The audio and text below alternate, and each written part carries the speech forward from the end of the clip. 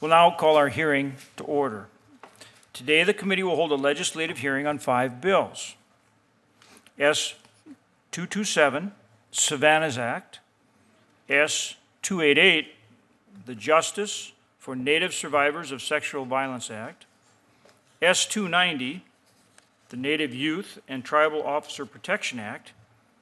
S.982, the Not Invisible Act of 2019.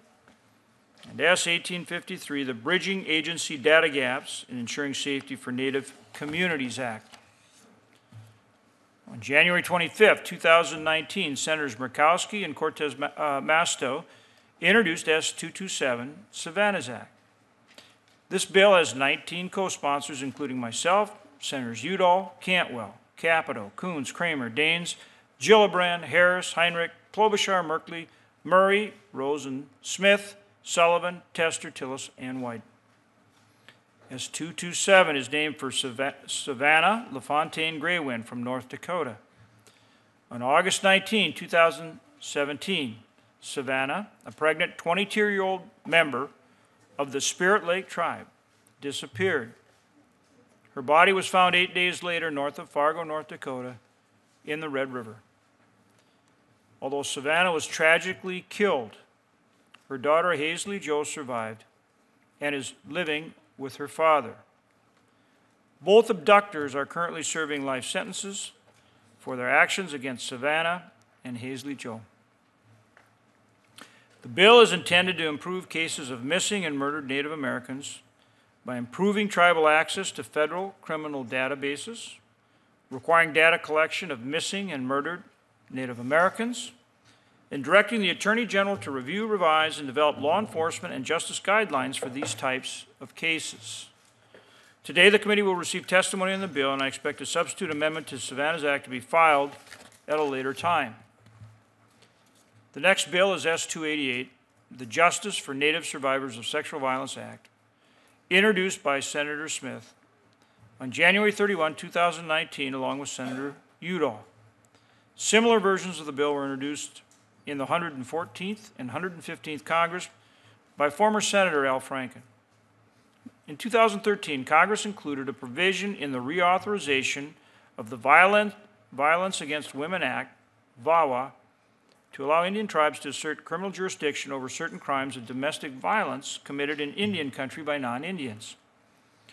S.288 will expand the special domestic violence jurisdiction to allow tribes to prosecute cases of sexual assault, sex trafficking, and stalking against non-Indian member offenders. This legislation will also eliminate the requirement that offenders must have sufficient ties to the land, thereby ensuring that all non-Indian offenders can be prosecuted for their crimes against tribal members. On January 31, 2019, Vice Chairman Udall introduced S.290, the Native Youth and Tribal Officer Protection Act. Senators Smith and Murkowski are co-sponsors. A prior version of this legislation was also introduced by Vice Chairman Udall in the 115th Congress. Like the previous bill we discussed, this bill will also expand criminal jurisdiction over non-Indians for crimes against children and crimes against tribal officials. The legislation also requires an increased interagency coordination among the Indian Health Service, IHS, and the Bureau of Indian Education, BIE, and the Bureau of Indian Affairs, BIA, to increase awareness of victim services available for survivors of domestic violence. Lastly, S.290 will require that federal employees in IHS, BIE, and BIA receive training to recognize and appropriately respond to cases of domestic violence. On April 2, 2019, Senator Cortez Masto introduced S.982, the Not Invisible Act of 2019, along with Senators Murkowski and Tester as co-sponsors. S.982 directs the Secretary of the Interior to designate an official within the Bureau of Indian Affairs, Office of Justice Services, to coordinate prevention efforts, grants, and programs across offices within the BIA and DOJ related to the murder, trafficking, and recovery of missing persons in Indian country.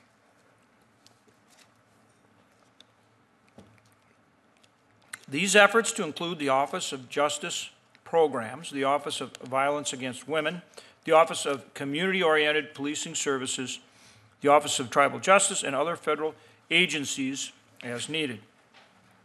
The Non-Invisible Act of 2019 also establishes a Joint Advisory Committee on Reducing Violent Crime Against Native People, the Joint Advisory Committee, within the Department of the Interior and DOJ, which is to make recommendations to the Secretary of the Interior and the Attorney General on actions both departments can take to help combat violent crime against Indians within Indian lands. On June 13, 2019, Vice Chairman Udall introduced S.1853, the Bridging Agency Data Gaps and Ensuring Safety for Native Communities Act, along with Senators Cortez Masto, Smith, Tester, Murkowski, and McSally. The failure to properly collect and share criminal justice data in Indian country is a well-known barrier to ensuring public safety for many Native communities. Among other things, S.1853 will address the issue of fragmented case information and compartmentalization between different law enforcement data systems. The bill will codify the DOJ's Tribal Access Pilot Program, which enhances the ability of tribal governments to access, enter, and obtain information from federally maintained law enforcement databases. The Act also authorizes a 5-year demonstration program to allow BIA to conduct its own background and security clearance checks for newly hired law enforcement personnel, as well as a 5-year DOJ grant program to support state, tribal, and nonprofit organization coordination efforts related to missing and murdered persons cases of interest to Indian tribes. Finally, S.1853 directs the Comptroller General to review BIA and FBI evidence collection, handling, and processing for cases originating in Indian country. The Comptroller General is to look for similar evidence to collection issues encountered by state and local law enforcement agencies that have assumed federal jurisdiction over certain reservations. Now, before I turn to Chairman Udall for his statements, I do want to express disappointment that both departments did not turn testimony in on time. The committee first notified departments 4 weeks ago regarding today's legislative hearing, so the testimony needs to be in on a timely basis. And that does violate our committee rule 4B. So again, in your testimony, I will ask you to, for the record, to state why your testimony was not provided timely. Putting the testimony aside, I further understand that neither administration witness is prepared to discuss the merits of this legislation today. The purpose of the legislative hearing is to be able to receive feedback on the legislation, and not having this opportunity to hear from the witnesses on the merits of these bills is disappointing. However, I'm still prepared to go forward with today's hearing, as we have witnesses that have traveled far to be here. That being said, I'm prepared to give the administration a hard deadline of July 8th to provide in writing to the committee a definitive conclusion about each bill today. With that, I will turn to Senator Udall.